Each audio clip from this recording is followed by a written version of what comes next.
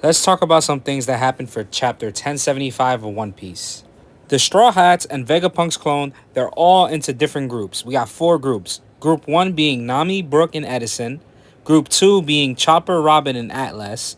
Group 3 being Sanji, Jinbei, and Stussy.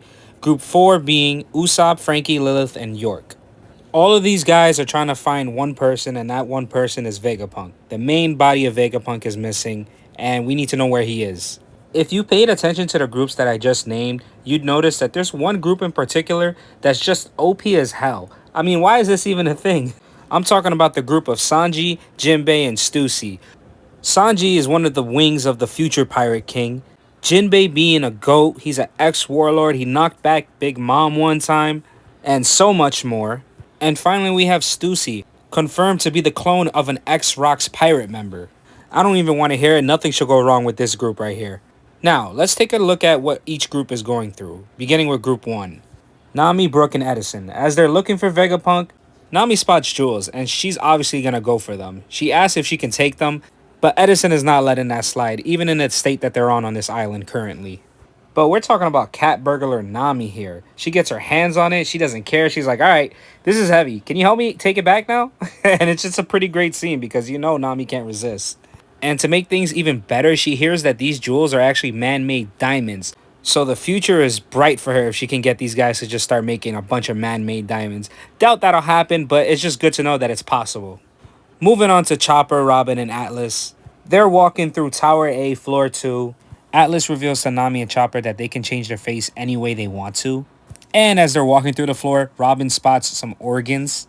Well, at first she thought it was Vegapunk until Atlas explains that it's essential technology for the future. I like how each group is going through different things that Vegapunk has created, showing off his genius and what he's done. Like, sure, we've seen a ton of what he can do, from crazy inventions to building weapons and so on, so it's nice to add on to that and things that would seem like an amazing feat to have in the real world. Before we visit the last group, let's visit Luffy and Shaka. Our boy Luffy's getting a little bit smart with technology. It's good for him at least.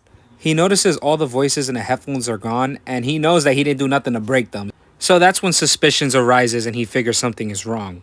And surely enough, as Shaka and him are looking at the screen starts going black. In the beginning of the chapter, Shaka notices a figure that's taking out all of the cameras, everything that's sending a communication to the monitors. So Oda has got us on our toes right here. We know a bunch of figures who are coming to the island. We know about people who are currently on the island. So it's a guessing game at this point to figure out who's doing all this. Is it somebody that we trust currently and they end up being a traitor? Who do you guys think it is and why?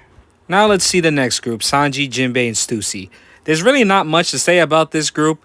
Sanji is down bad, alright? There's nothing more to say about it after seeing this dialogue. I couldn't believe it when I saw it. We all know Sanji's a simp, but to see this next line, prepare yourself, Sanji fans. So he says, to think the day would come that I'd be able to sail with Stussy. And he has his heart eyes, you already know what mode he's in. He actually recognizes her from Big Mom's party. And then he says it. He couldn't resist. He couldn't hold himself back. And I know some of y'all out there are with Sanji. He asks Stussy, he says, can you call me your dog? I had to put my phone down for a second. I didn't think Sanji could be more down bad for any other girl. And then he pulls this shit. But to be fair, it is Stussy. So Sanji, I somewhat see your point. I feel you, my boy. Nothing more really goes on there between the three.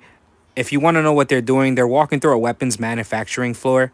Finally, the last group, Tower C, 3rd floor, Usopp, Frankie, Lilith, and York. They come across Pythagoras' head, and Pythagoras survived. He uses his head to jump out of his body in time, so he's all good. For now, because he tries to warn everybody, but by then it's too late. He tries to warn everybody about Seraphim Hancock. The Seraphims are going off. They're not listening to orders and are attacking the wrong people. So Seraphim Hancock ends up attacking York. But not just any attack, she uses Hancock's Devil Fruit ability and turns York into stone. Man, I know we know this about the Seraphims, but the Seraphims are really, really scary. They have the abilities of these warlords and their Devil Fruits, and they're enhanced after that. The government was not playing when they knew they had it handled and didn't need the warlords anymore. Seraphim Hancock continues attacking that group, and we cut to the next group. This next group now formed, Zoro calls over Luffy and Shaka. Well, specifically Luffy, but Shaka follows Luffy. And they run into the Seraphim version of Kuma and the Seraphim version of Mihawk. This last part is my absolute favorite of the chapter. Zoro points out to Luffy and Shaka that they started attacking the CP0 agents, with the CP0 agents being Rob, Lucci, and Kaku on the floor, still handcuffed.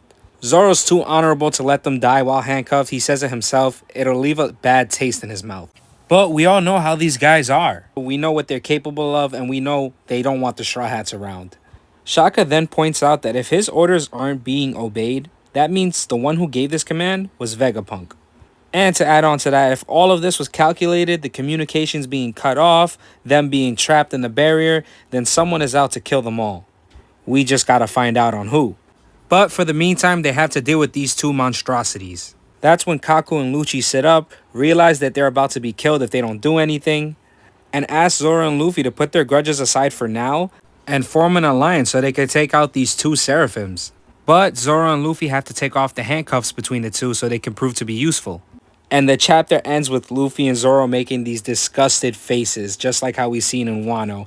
I love that Oda brought this back. I thought it was going to be a thing that he was only doing for Wano when it came to the faces, but no, he's still doing it.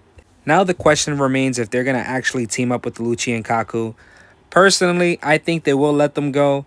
I don't know what's going to happen afterwards if Lucci will actually try to take advantage of the situation. I think he's the type to, but he also needs to realize his surroundings and what's going on. But also, at the same time, this is Luffy and Zoro we're talking about here. As powerful as these Seraphims are, I have no doubt that Luffy and Zoro together will be able to absolutely demolish these two Seraphims. It's also funny to see Lucci ask them for help, considering he refused a couple chapters ago to acknowledge Luffy as an emperor. But now he's the same guy that needs Luffy's help to be released, or else he could possibly be killed. Well, guys, I never thought I'd see it, but now the future is bright for One Piece because out of all possibilities, this is now a reality. Lucci and Kaku for Nakama. Alright, chill. That's obviously not going to happen. But nonetheless, they still need Zoro and Luffy's help.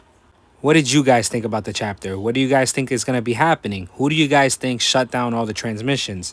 Let me know in the comments below. Thanks for watching. I appreciate it. If you're new to the channel, like and sub. And I'm going to see you guys in the next one.